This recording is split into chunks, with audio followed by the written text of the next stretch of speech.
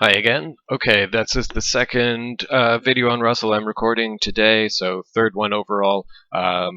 This time I'm going to I'm going to try and summarize the three main puzzles that Russell says his view is going to solve. Okay. Um, just quickly, I'll say, so last time we were up here on page 482 looking at how Russell analyzes a sentence with a definite description. Some things that happen after this, Russell introduces a couple of rival theories. So the two rival theories are Frege's theory and the theory of this guy Meinong. Meinong thinks that this is hard to express clearly. Everything exists, even things that don't exist. There are non-existent objects; they just don't exist. And Russell's going to say that forces us to say all kinds of weird things.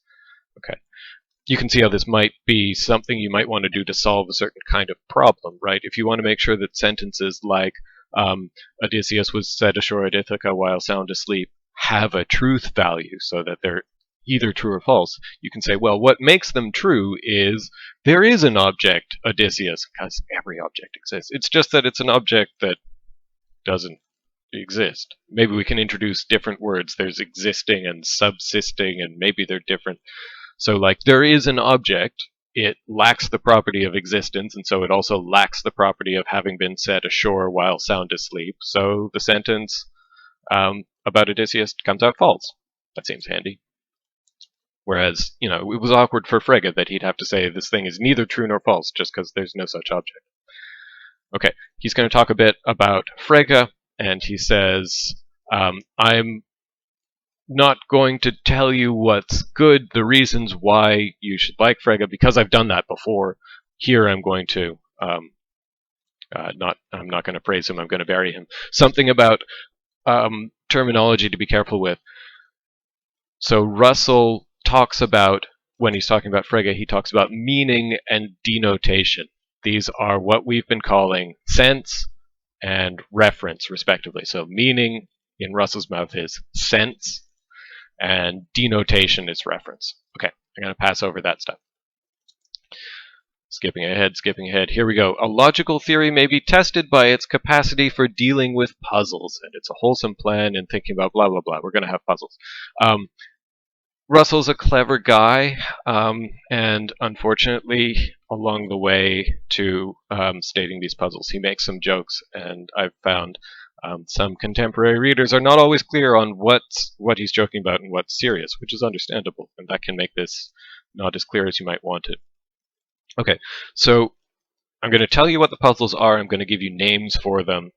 You don't have to memorize these names, but I personally find it helpful to have a list of names for the puzzles. And then I'll skip ahead to the end and tell you how he solves them. Okay, first puzzle. If A is identical with B, whatever is true of the one is true of the other, and either may be substituted for the other in any proposition without altering the truth or falsehood of that proposition. We've seen that before with Frege. This is saying something like you shouldn't ever have substitution failure. Remember, substitution failure is when you take a sentence with some name, swap that name out for something else with the same reference. According to Frege, you should then not change the truth value of the sentence as a whole. Okay, so either may be substituted for the other without altering the truth or falsehood. But here's a case where that doesn't happen. George IV wished to know whether Scott was the author of Waverley, and in fact Scott was the author of Waverley. Hence, we may substitute Scott for the author of Waverley, and thereby prove that George IV wished to know whether Scott was Scott. Yet, here's kind of a joke. An interest in the law of identity can hardly be attributed to the first gentleman of Europe. Okay, so look, the sentence, George IV wished to know whether Scott was the author of Waverley, that seems true. George IV wished to know whether Scott was Scott, that seems false. That's the puzzle. So we've got something like substitution failure. That's the puzzle we're explaining here. Puzzle number 1, substitution failure. I'm just going to call it that. Okay. Puzzle 2. By the law of excluded middle, okay, this is a logical rule that says every proposition is either true or false. Why is it called excluded middle? There's no middle thing in between true and false. We're excluding that possibility. You can't be splunge. It's just true or false. Everything's one or the other. Okay. By the law of excluded middle, either A is B or A is not B must be true. Hence, either the present King of France is bald or the present King of France is not bald must be true. But if we enumerated the things that are bald and then the things that are not bald, we should not find the present King of France in either list. Okay, we can stop there. That's the problem. That's the puzzle. Here's a joke. Hegelians who love a synthesis will probably conclude that he wears a wig. So funny. Yeah. Okay. Here's kind of what's going on here. This is a problem for an apparent problem, at least for Russell's theory, and not for somebody like Frege.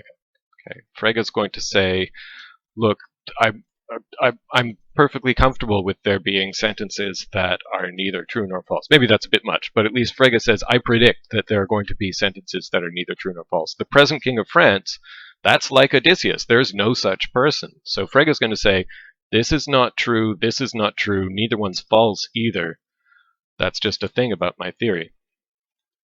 But a reason why you might worry about this, if you're Russell, so Russell says a sentence with the present King of France says something like, there's somebody who is King of France, nobody else is King of France, and that person is bald. Or there's somebody who is King of France, nobody else is King of France, and that person is not bald. Okay. So let's just call this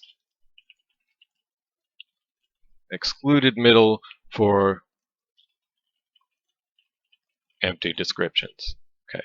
When you have an empty description, so I'm using this phrase empty descriptions in parallel with empty names, which we talked about with Frege. An empty description is just one that doesn't pick out anybody, that doesn't refer to anything. So the present King of France doesn't refer to anyone because France has no king at the moment, and they didn't in 1905 either. Okay.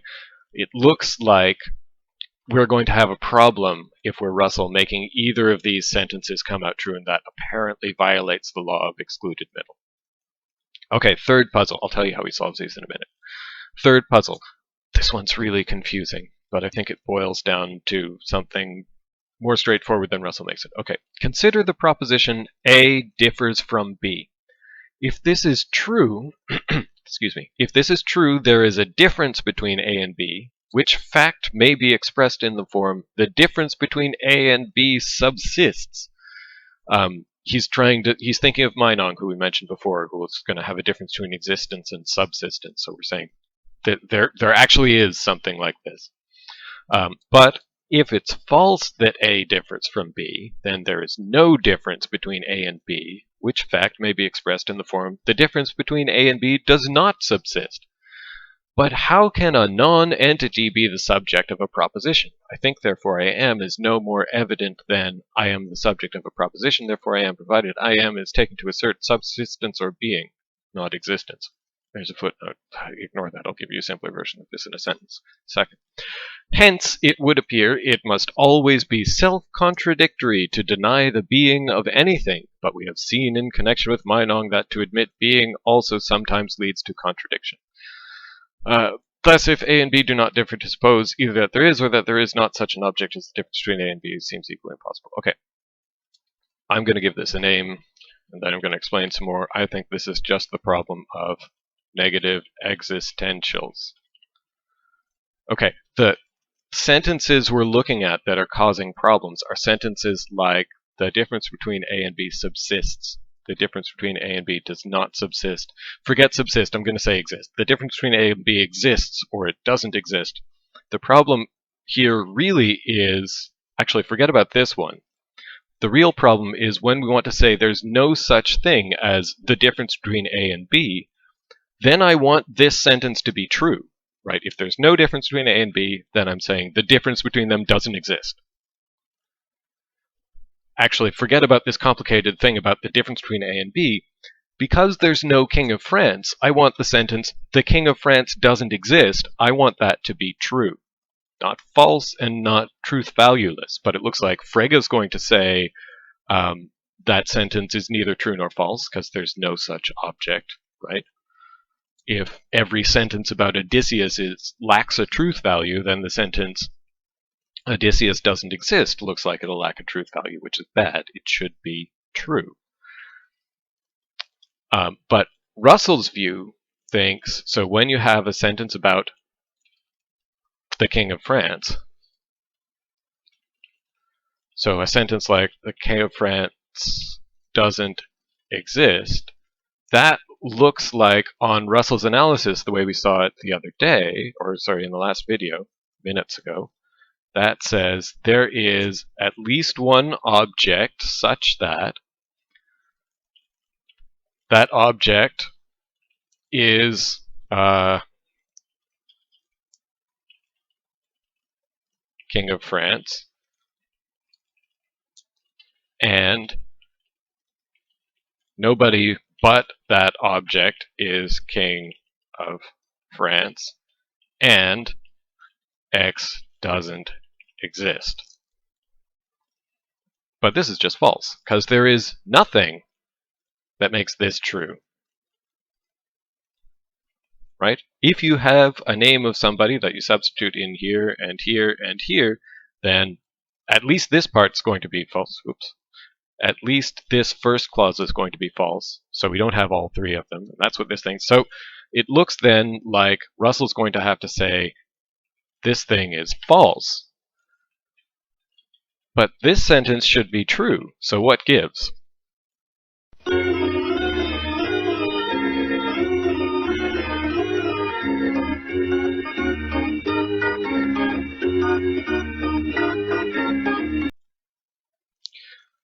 Hello again. I got myself all confused. I'm going to come back to what these three problems are. Let's just recap.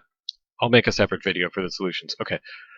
First problem, substitution failure. We have cases where substituting one name of a certain object or person for another one. Sorry, I shouldn't say name. I should say description. One description of a person for another description of the same person takes us from true to false in some given sentence. And that shouldn't happen. For instance, going from this true sentence, George IV wished to know whether Scott was the author of Waverley, going from there to this false sentence, George IV wished to know whether Scott was Scott. Okay. Second problem. It looks like, by our logical rules, this sentence or this sentence must be true, but our theory, Russell's theory, is going to say both of these, the present King of France is not bald, the present King of France is bald, both of these are false, according to Russell. Okay, second problem. Sentences like the difference between A and B doesn't exist seem like they should be true, but Russell's theory says they're false. Okay, so both puzzles 2 and 3 are about sentences that we want to be true, but it looks like Russell's theory says they're false. Now, problem number 3, negative existentials, that's also a problem for Frege. A slightly different problem. Frege's view is going to say a sentence like, the difference between A and B doesn't exist. That's going to be neither true nor false, but we want it to be true. Okay. Excluded middle is a problem for Frege because, again, he isn't going to be able to say every sentence, every proposition is either true or false, because there are some that are neither, like Odysseus was set ashore at Ithaca while sound asleep.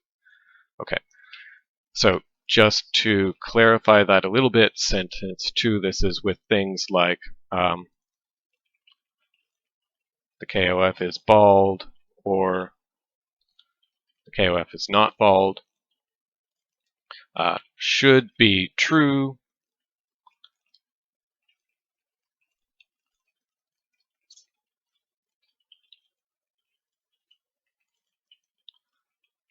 Russell says false.